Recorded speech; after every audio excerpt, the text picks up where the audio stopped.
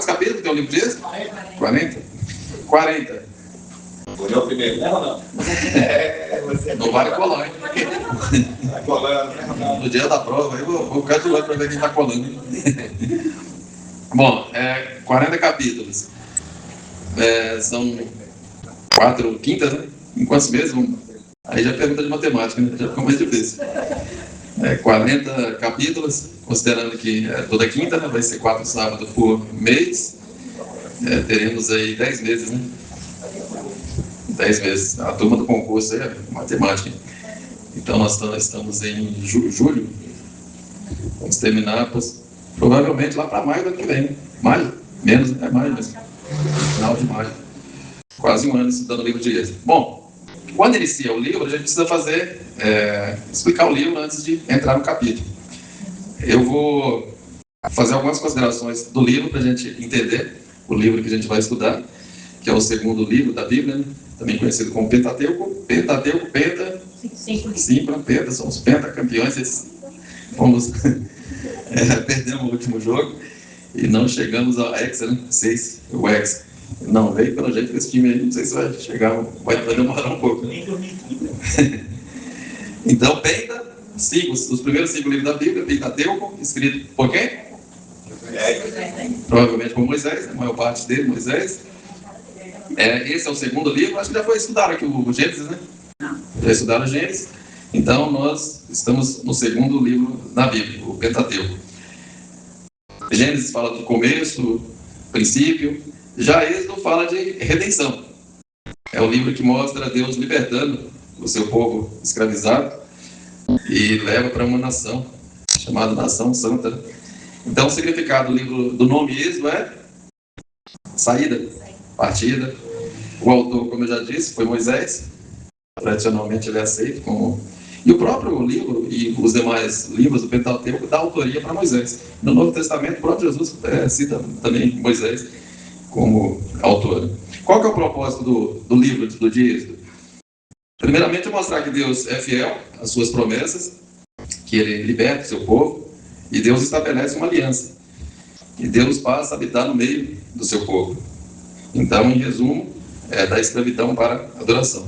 Então, o livro Êxodo foi escrito como um registro permanente dos atos históricos e redentores de Deus. Qual que é a visão panorâmica? Quando a gente vai ler um livro, estudar um livro da Bíblia, a gente vê a visão panorâmica. A visão panorâmica é como a gente sobe um drone numa região e ali a gente consegue visualizar toda aquela região que a gente pretende explorar. Então, a visão é uma visão ampla, né? Qual que é a visão panorâmica do livro de Êxodo, abrangente? Nessa visão panorâmica, a gente não está já analisando cada detalhe, né? A gente vai falar versículo por versículo, mas agora a gente está tendo uma visão geral. E quando a gente estuda livros históricos, a gente precisa entender que era outra cultura, outra época, para a gente entender o contexto histórico, social, cultural, porque a gente às vezes vê com a nossa lente, com a nossa visão de hoje. E aí fica ruim para avaliar dessa forma. Então, qual que é a visão panorâmica? Do capítulo 1 ao capítulo 18 do Êxodo, vai tratar do nascimento de Moisés, das 10 pragas, da Páscoa, a travessia do Mar Vermelho, caminhada até o Monte Sinai. Do capítulo 19 ao 24 vai falar da aliança. E ali, os 10 mandamentos, as leis civis, morais, religiosas. E do capítulo 25 ao 40 é a presença de Deus. Aí a gente vai encontrar o tabernáculo, os sacerdócios, as ofertas e a glória de Deus enchendo o tabernáculo. Então, o livro vai falar sobre opressão, escravidão, infanticídio, mas termina com a presença e o poder de Deus. O tema principal do livro de Êxodo, como eu já disse, é a redenção. Não apenas tirar o povo de Israel do Egito, mas tirar o Egito dentro do povo de Israel, né? Que foi mais difícil. Tirar o povo de Israel do Egito, mas para tirar, a gente vai perceber que muitos morreram na travessia, porque ainda estava com o Egito dentro do coração. Então, não se trata apenas de uma libertação física, mas uma libertação espiritual e moral. Então, quais são as características desse livro de Êxodo? Primeiro, Eu vou falar assim, se quiser, circunstâncias, características rápidas. Primeiro, a característica histórica do nascimento de Israel como nação. Israel até então não era uma nação, e aí vai nascer uma nação a partir daqui. Tem o decálogo, que são os 10 mandamentos, no capítulo 20, que nasce as leis morais, cerimoniais, enfim, as leis que vai reger aquela nação. E o livro do Antigo Testamento que mais destaca a graça redentora e o poder de Deus em ação. Então, o livro de Êxodo vai enfatizar o porquê e como é o verdadeiro culto a Deus. Então, o livro inteiro está repleto de revelação de Deus. Vai mostrar os atributos de Deus, a misericórdia, a fidelidade, a sua santidade, a onipresença. Vai mostrar que Deus é o Senhor da história. E por aí vai. Então, o livro de Êxodo, nessa visão panorâmica, a gente vai ver que ele aponta para Cristo. Na verdade, toda a Bíblia deságua em Jesus. Jesus é o tema central da Bíblia. Então, a Bíblia deságua em Jesus. E como que o livro de Êxodo aponta para Cristo? Ele é o Cordeiro Pascual. A gente vai ler lá, estudar no livro de Atos, a Páscoa, a instituição da Páscoa. E aquele Cordeiro, a gente vai ver que ele aponta para Jesus, o verdadeiro Cordeiro que seria imolado ali no Getsemane. Segundo, a libertação da escravidão aponta para a salvação de Jesus. O maná que caiu ali no deserto vai apontar para Jesus como o pão da vida. A rocha que foi ferida por Moisés aponta também para Cristo, que foi ferido e morto por nós. O tabernáculo aponta para Deus habitando entre nós. E o sumo sacerdote aponta para Cristo, nosso eterno sacerdote. Então, Êxodo é praticamente o evangelho do Velho Testamento. E o cumprimento no Novo Testamento. Israel, ele saiu da escravidão. Nós saímos da escravidão do pecado. Então, ali é uma metáfora, uma figura. O povo saindo do Egito, que representa o mundo, o faraó vai representar os demônios. E nós saímos da escravidão do pecado. Israel foi salvo pelo sangue do Cordeiro, né? Vocês vão ver lá na instituição da Páscoa, o sangue ali no beiral, no umbral, né? Que fala da porta. E nós somos salvos pelo sangue de Cristo. Israel caminhou rumo à terra prometida e a igreja está caminhando rumo a Jerusalém celestial. Então, algumas curiosidades do livro de Êxodo. São 40 capítulos. Foi escrito em aproximadamente um ano. Tem mais de 125 referências do Êxodo no Novo Testamento. Os 10 mandamentos foram pela primeira vez ali no livro de Êxodo, no capítulo 20. E o tabernáculo ocupa mais capítulos que a própria criação em Gênesis, né, no livro de Gênesis, mostrando a importância da presença de Deus entre seu povo. Então, a aplicação seria que Deus libertou um povo e continua libertando hoje também. Deus abriu o mar vermelho e continua abrindo caminhos. Deus guiou pela nuvem o povo ali no deserto e continua guiando através do Espírito Santo. E Deus habita no tabernáculo hoje. Aliás, o tabernáculo hoje somos nós, né?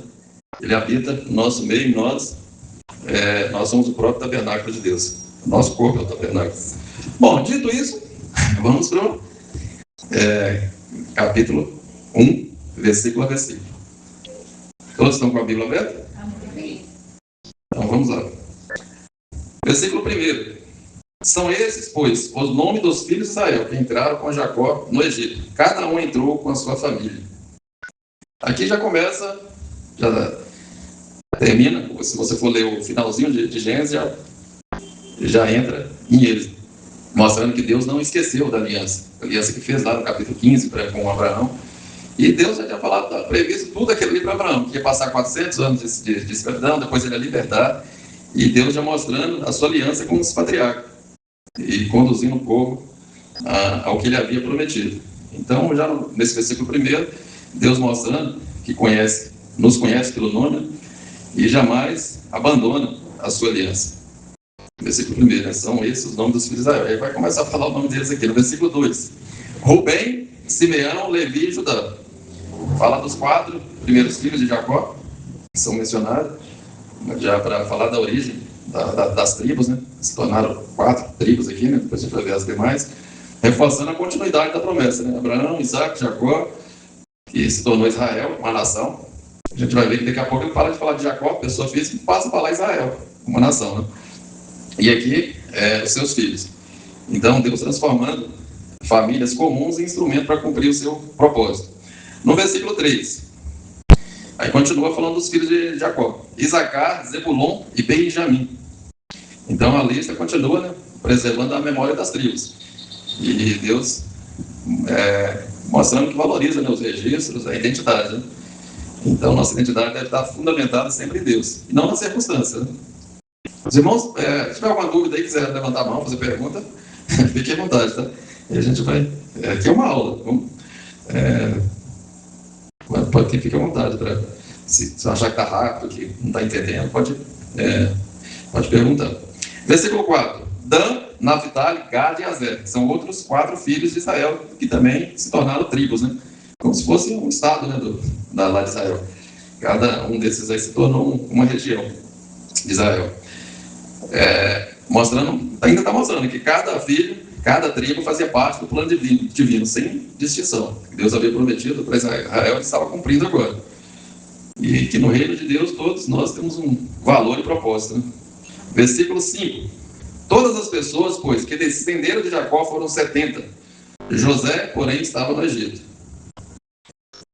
Aí mostra, entraram apenas 70 pessoas no Egito. Na verdade, 75, porque 5 já estava. Algumas pessoas vão... Porque Estevão, em Atos, quando ele discursa, ele fala que foram 75, aí as pessoas que querem desacreditar a Bíblia, eles pegam essas aparente contradição, que não é contradição, porque aqui ainda não estava Manassés e Efraim, os filhos de Jacó, os netos, e que com José vai dar 75, exatamente 75. Mas as pessoas que querem desacreditar a palavra de Deus, pegam essas partes assim, e falam, não, tá vendo, tem erro aqui, aí não fala 70 ou 75. Mas, na verdade, números na Bíblia, a Bíblia não trata de números exatos também. São números aproximados, arredonda o número. Em vários casos na Bíblia, né? Por exemplo, até que quando fala 400 anos, vai ficar 400 anos escravos no Egito. Na verdade, não foram 400 anos. Essa questão de que a coisa ficou pior foi de 80 a 100 anos, quando Moisés nasceu, né? Que a coisa estava apertando, que até jogaram, já estavam matando as crianças e a situação estava ruim. Mas antes disso, eles aparentemente estavam vivendo em paz. Né? Mas vai ver outras passagens, inclusive em Atos, que fala 430 anos, mas foram 430 anos exatos. Mas para arredondar, a Bíblia trata de números arredondados, não números exatos. Isso a gente vai ver em várias passagens da Bíblia. Em Números 25, por exemplo, quando morreram ali os rebeldes, através das pragas, 24 mil pessoas, fala 24 mil pessoas. Mas ali é um número arredondado. Porque a pessoa coloca lá, morreram lá 23.782.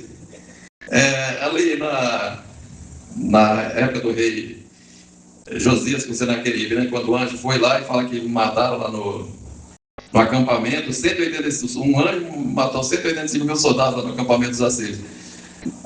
O número arredondado. A pessoa morreu lá 173,435. Fica ruim. Então, assim, são números. Então, o número na Bíblia geralmente é arredondado. Porque a Bíblia não é um censo de IBGE para ficar com números, mas sim mostrar o propósito, a continuidade, as profecias de Deus se cumprindo. Então não é um censo de números exatos. Então, assim, mas enfim, esse versículo aí está falando das pessoas, mostrando que de 70 agora tinha mais de 600 mil só homens, com mulheres e crianças passavam de 2 a 3 milhões que saíram do Egito, né? Então mostrando o cumprimento da palavra de Deus. Eu estou falando isso aí porque alguém pode perguntar para você, e ver essas pessoas que querem desacreditar a Bíblia, pega essas passagens assim para tentar falar que tem contradição na Bíblia ou coisas parecidas. Amém? Compreenderam? Podemos seguir? Versículo 6. Faleceu José e todos os seus irmãos, toda aquela geração. Então, uma geração termina, mas o propósito de Deus continua. Deus tinha uma promessa e a morte dos homens não interrompe o plano de Deus. A promessa era se tornar uma nação para o seu nome, para a sua glória. Então, pessoas passam, mas a fidelidade de Deus ela permanece sempre, sempre. Obrigado. Versículo 7. Mas os filhos de Israel eram fecundos e aumentavam muito.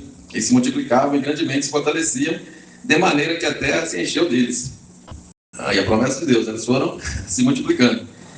Então esse versículo mostra o cumprimento da promessa de Deus, de multiplicar os descendentes de Abraão. Eles estavam na terra estrangeira, mas estavam se multiplicando, mostrando que Deus, quando abençoa, nenhuma circunstância perde o crescimento, né? Versículo 8. Entre mentes se levantou um novo rei sobre o Egito, que não conhecia José. Até então vinha uma linhagem de faraós, que faraó é um título, né? Do rei, daquele que comandava o Egito. Vinham de uma linhagem, que era de linhagem de faraós, pastores, né? E aí vem uma outra linhagem. Essa linhagem já não conhecia José. Lembra que o José trabalhou para o faraó, então eles eram bem vistos, tanto que eles ficaram na terra, numa região boa ali do Egito. Como os judeus, os descendentes de Abraão ali, eles eram agricultores, né, trabalhavam com pecuária, gado, então eles ficaram na região de Gozém, que era uma região boa, e também era a fronteira de Israel. E aí entrou esse novo, já veio essa nova linhagem, que não conhecia, aí ele olha, tinha mais de 2 milhões de egípcios, e ali tem um povo estrangeiro que tem praticamente a população do país, e aquilo ali assustou ele. É o que está acontecendo hoje na Europa, né? Os povos de origem muçulmana, islâmica, foram migrando para a Europa, e eles têm muitos filhos, né? E o europeu não tem filho, e isso aí tem preocupado os países europeus, porque os muçulmanos têm crescido, e aí eles sabem o que acontece em países muçulmanos, né? A lei, que eles achariam, né, que é a lei islâmica, e quando eles já têm um número considerável no país, eles costumam tomar o país, né? Quando tomam o país, muda tudo. Quem conhece a história, a geografia e missões, missiologia, né? Que é muito complicado evangelizar nesses países islâmicos. Então, essa talvez era uma das preocupações aí de Faraó, né? Que viu que tinha um povo lá que estava praticamente em maioria, né? E aquilo ali preocupou ele. Versículo 9. O qual disse ao seu povo: eis que o povo dos filhos de Israel é mais numeroso e mais forte do que nós. Tá vendo? Ele já ficou preocupado, falou: eles são mais numerosos e mais fortes do que a gente. E aquele crescimento de Israel despertou o medo de Faraó. Então, às vezes a bênção de Deus na sua vida incomoda, né? Aqueles que rejeitam os propósitos de Deus. Mas quem anda com Deus não deve temer, né? Deve enfrentar a oposição. Versículo 10. Eia, aí é falando. Eia, usemos de astúcia para com ele, para que não se multiplique. Aí ele queria conter o crescimento, né, do povo de Israel. Falou: agora a gente precisa usar de astúcia, né, para conter esse crescimento, impedir por meios humanos, né, que a palavra de Deus se cumpra, a promessa de Deus se cumpra, né? Os planos humanos é para frustrar a vontade de Deus. Versículo 11. E os egípcios puseram sobre eles feitores de obra, para que os afligissem com suas cargas. Aqui começa praticamente a escravização, né? Se eles trabalhavam, sei lá, 10 horas por dia, eu falava: aumenta esse banco de horas aí, e não vamos pagar hora extra não, vai trabalhar 16 horas por dia, 18 horas por dia. E aí começa praticamente oficializa a escravização, né? E Deus, ele permite a aflição, mas ele não abandona o seu povo, né? Deus continua, mesmo nas dificuldades. A dificuldade é um processo que Deus permite na nossa vida, mas ele continua presente. A gente vai ver aqui, né? Claro que a gente está vendo a visão panorâmica, né? A gente está vendo de cima, a gente já sabe o que vai acontecer lá na frente, mas imagina você passando por aquilo, e você não vê e fala: mas parece que Deus não se abandonou. E aqui o sofrimento, tudo. Versículo 12. Mas quanto mais os afligia, tanto mais se multiplicavam. E aí a intenção era conter o crescimento da população, mas quanto mais a perseguição e o sofrimento vinha, mais eles cresciam, se multiplicavam. Então as provações parecia que estava fortalecendo, né? E com a igreja não é diferente. Quando a igreja, se você for estudar a história da igreja, a gente vai ver que quanto mais a igreja era perseguida, mais ela cresce, né? E o contrário, quanto mais a igreja se mistura com o Estado, fica rica. Se você vê lá a Laodiceia, né? que era uma igreja rica financeiramente na cidade, tinha influência política, influência econômica, e era uma igreja morna, não tinha influência nenhuma, não transforma ninguém. É uma igreja sem influência nenhuma, sem qualquer influência na sociedade. Já na época de perseguição, porque a perseguição ela purifica a igreja, sabe quem é quem, né? E a igreja cresceu. Mas quando a igreja está próspera, bem, e aí está negociando cargo com o governo, está escândalo e mais escândalo, né? E aqui não era diferente, né? Quanto mais perseguição, mais o povo crescia, né? Versículo 14. Eles fizeram amargar a vida com dura servidão, em barro, em tijolos e com todo o trabalho no campo, com todo o serviço em que na tirania os serviam. Então, o sofrimento aumentou muito aqui. Aqui a perseguição já estava praticamente no apogeu, né? O sofrimento de Israel, no aspecto trabalhando, fazendo tijolo, fazendo serviço pesado e a tirania, né?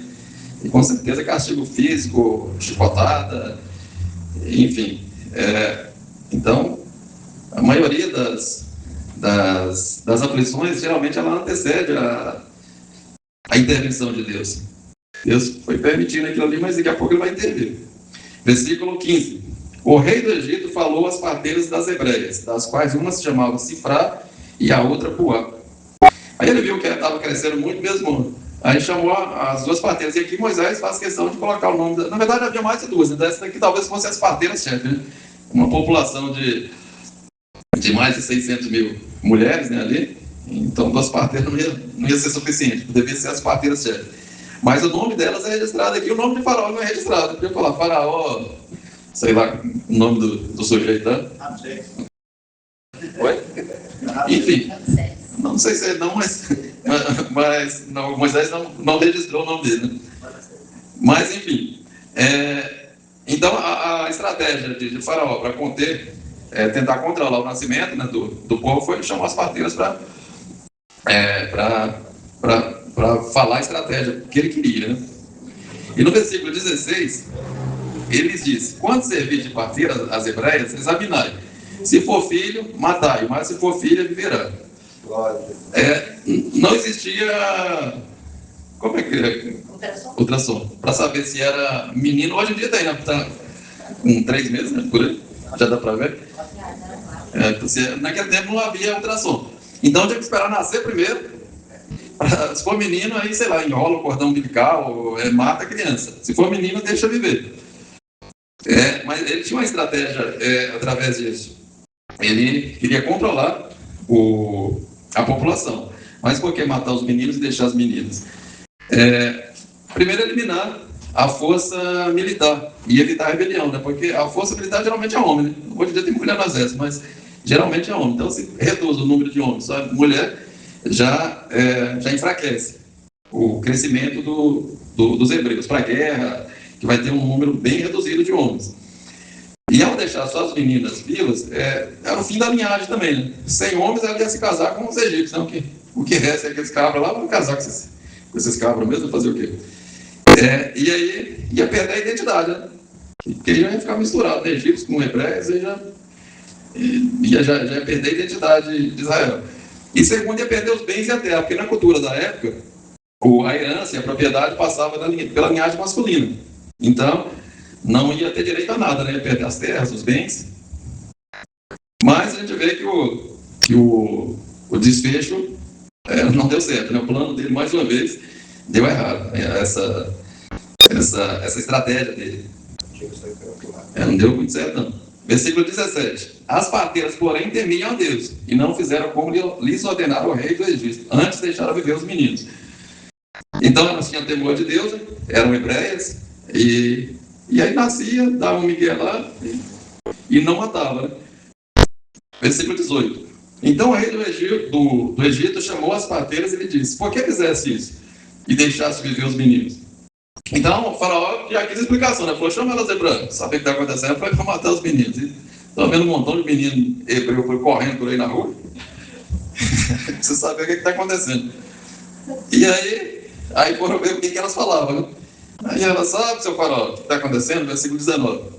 Responderam as parteiras a Faraó. É que as mulheres hebreias não são como as egípcias, são vigorosas, e antes que eles cheguem, a parteira já deram à luz os seus filhos. Aí elas foram lá e falaram, não, sabe, eles chamam a gente, tem uma mulher grávida, está em trabalho de parto, e a gente corre para lá, quando a gente chega na porta lá, o menino já nasceu. E aí o Faraó coçou a cabeça, não sei o que essa mulher está falando a verdade mesmo. Bom, é uma verdade. Biologicamente é uma verdade, porque assim, as mulheres hebreias eram escravizadas. Então, trabalho forçado, né? Trabalho pesado. Então, andava muito, carregava peso, agachava muito. E, cientificamente, as mulheres grávidas que fazem isso têm facilidade maior na hora de trabalho de parto. Diferente das egípcias, que eram as madames ali nas suas casas, dondoquinha, não fazia nada, não lavava um prato, não fazia comida, não fazia nada, e na hora do parto aí tinha mais dificuldade, ficava gritando lá o tempo todo e as parteiras correndo para lá, para cá. Já as hebreias não. Chegava lá, o menino já escorregava logo, já nascia logo. Já nascia rápido. Então não era uma mentira, né? Porque, às vezes as pessoas vão falar também, não, tá vendo? E outra, Deus não estava aprovando a mentira, aprovou a atitude delas, né? Que era temente a Deus. E não, porque às vezes a pessoa pode falar, não, mas porque há outro texto também da Raabe, né, que falou lá para os oficiais, não, os espias passaram por aqui, mas já foram embora, eles estavam escondidos. Quer dizer, quando você, para preservar a vida, então a vida vale mais do que você falar a verdade para uma pessoa que vai cometer um assassinato. A pessoa entra na sua casa para matar alguém, e a pessoa está escondida, fala, ele está aqui? Aí você, não posso mentir, não está ali, não pode matar, está ali no quarto, ele vai lá e mata ele. Então, quer dizer, para preservar a vida, você pode fazer isso aí, e é o caso dela também, né? Então, e aqui, cientificamente, não mentiram tanto, né? Porque o sedentarismo das egípcias, então ela sofria mesmo na hora do parto. Enfim, vamos lá, versículo 20. E Deus fez bem as parteiras, e o povo aumentou e se tornou muito forte. Aí tá vendo? Deus ainda abençoou as parteiras. E pela fidelidade, né? E aí o povo continuou crescendo. Versículo 21. E porque as parteiras temeram a Deus, ele lhes constituiu família. Então o temor de Deus trouxe bênção para as parteiras. Deus recompensou a fidelidade delas, né? Deus, ele faz isso. Versículo 22. Então ordenou Faraó a todo o seu povo, dizendo: a todos os filhos que nasceram aos hebreus lançareis no rio, mas a todas as filhas deixarei viver. Então, mais uma vez, ele viu que o plano não deu certo, aí ele já, uma nova estratégia, fala, bom, já que não está dando certo, nasce, chega lá, o moleque já nasceu, então pega aí, joga no rio Nilo, né, tinha crocodilos ali, enfim, jogou lá, vai morrer, não tem jeito. Então ele já fez uma nova lei, decretou uma nova lei, que aí de genocídio, né? Para exterminar com as crianças, infanticídio, né? Então, tudo estava parecendo perdido. Acabou? O primeiro capítulo acabou, então vamos embora, porque acabou. Bom, o que a gente aprende aí, nesse capítulo primeiro? A perseguição ela não impediu o crescimento do povo de Deus, né? Então a gente pode extrair várias lições daí, né? A primeira lição prática é o seguinte: Deus continua trabalhando mesmo quando parece estar em silêncio. Aí a gente vê no versículo 7, né? Os filhos de Israel eram fecundos e aumentavam. Então, assim, durante 400 anos, mas vamos colocar aqui nos últimos 100 anos, que essa perseguição, né, que Moisés já era pequeno, tinha acabado de nascer, depois ele ficou 40 anos na corte, depois mais 40 anos no deserto, aí quando ele foi libertar o povo já tinha 80. Então, pelo menos 80 anos de sofrimento, né, de escravização. Vamos colocar um pouco a mais, uns 90, né, uns 90, 100 anos que a coisa estava pesada lá para o povo de Israel. Então, só que a gente que conhece o livro, a história, a gente sabe o que vai acontecer, a gente sabe que nem sempre o silêncio de Deus, mas Deus está trabalhando nos bastidores. Aí que a gente vai ver, Deus já está preparando Moisés, vai preparar ele na corte, com a cabeça, não com a cabeça de escravizado, mas como príncipe. E ali Deus está já trabalhando para tirar o povo dali. E aquele sofrimento também, porque se o povo tivesse ali, tudo bem ali no Egito, você acha que eles iam querer sair dali?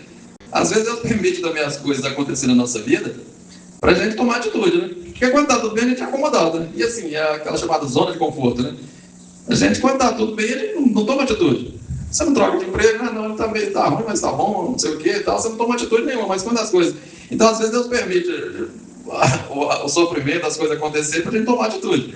Senão o povo ia falar, não, aqui tá bom demais, ficar aqui no Egito aqui, tá... Para quem sair andando para Canaã, não sei nem o que vai acontecer lá, ficar por aqui mesmo. Mas aí Deus já permitiu tudo isso. Só que na hora do sofrimento, a gente não vê Deus também agindo. O silêncio de Deus, isso é preocupante, você nos assusta. Mas o silêncio de Deus não quer dizer a ausência de Deus. A gente vê que Deus estava trabalhando nos bastidores, né? Então, nós não enxergamos a presença de Deus, mas Deus estava escrevendo a história. Aqui Deus está no controle. Ele está presente. Então, a primeira lição é essa. Deus continua trabalhando mesmo quando parece estar em silêncio. Isso pode estar acontecendo também na sua vida, né? Você está passando por um momento difícil, você não vê as coisas acontecer, não vê a ação de Deus e as coisas apertando, tudo dando errado, mas no silêncio Deus está trabalhando. A segunda lição: a bênção de Deus pode despertar a oposição. Então, quando o povo começou a crescer, ficar numeroso, e aquilo ali assustou o faraó. Então, o problema de Israel não era o pecado, mas a bênção de Deus, o crescimento do povo. Então, nem toda oposição significa que estamos fora da vontade de Deus. Estamos passando dificuldade, tudo, a gente começa, mas será que eu fiz alguma coisa? Será que é a consequência do pecado? Não, nesse caso não era a consequência do pecado, era a consequência da promessa de Deus. Então, nem toda luta é consequência do pecado. As perseguições aparecem justamente porque Deus está fazendo algo novo na nossa vida. E o inimigo tentando evitar aquilo, né? Terceiro, a aflição não impede os planos de Deus. Quanto mais afligia, mais eles cresciam, né? Então, o faraó tentando enfraquecer o povo de Deus, mas a opressão gerava crescimento. Então, o inimigo ele tentando destruir e Deus fortalecendo. Através das aflições, eles estavam se fortalecendo. Queria esmagar, e às vezes acontece, vem problema financeiro, vem problema de enfermidade, perdas, decepções, injustiça, mas Deus usa tudo aquilo ali como instrumento para nos amadurecer, para nos fortalecer, porque todas essas dificuldades vão nos fortalecendo. Quarto, o temor de Deus deve ser maior que o temor dos homens. Lembra das parteiras? Elas temiam a Deus, por isso elas não mataram as crianças. Então, o temor de Deus deve ser sempre maior do que o temor humano. Às vezes, no trabalho, o patrão chama e fala, ó, assina essa nota fria aqui, faz isso, faz aquilo, e você sabe que é errado. É melhor perder o emprego do que fazer coisa errada. O temor de Deus, você vê que elas foram recompensadas, né? Nem sempre a recompensa vem de imediato, mas é melhor fazer o que é justo, temer a Deus, do que fazer algo errado para preservar emprego, no caso dela, do que fazer coisa errada, adulterar documento, assinar coisa que mentir para cliente, enfim, por pressão de chefe, de patrão. Então E elas podiam até ter perdido a vida também, né? Sim, exatamente, poderia ter até morrido. Elas estavam arriscando a vida, né? Tinha uma ordem do faraó, mas elas, temendo a Deus, elas não fez o que é certo. Então devemos fazer o que é certo, né? O temor de Deus prevalecer diante do temor dos homens, né? É claro que é difícil, mas é o que Deus espera da gente, né? Quinto, Deus recompensa a fidelidade. Ou nessa vida ou na outra, né? Se morresse, ia ser recompensada na eternidade.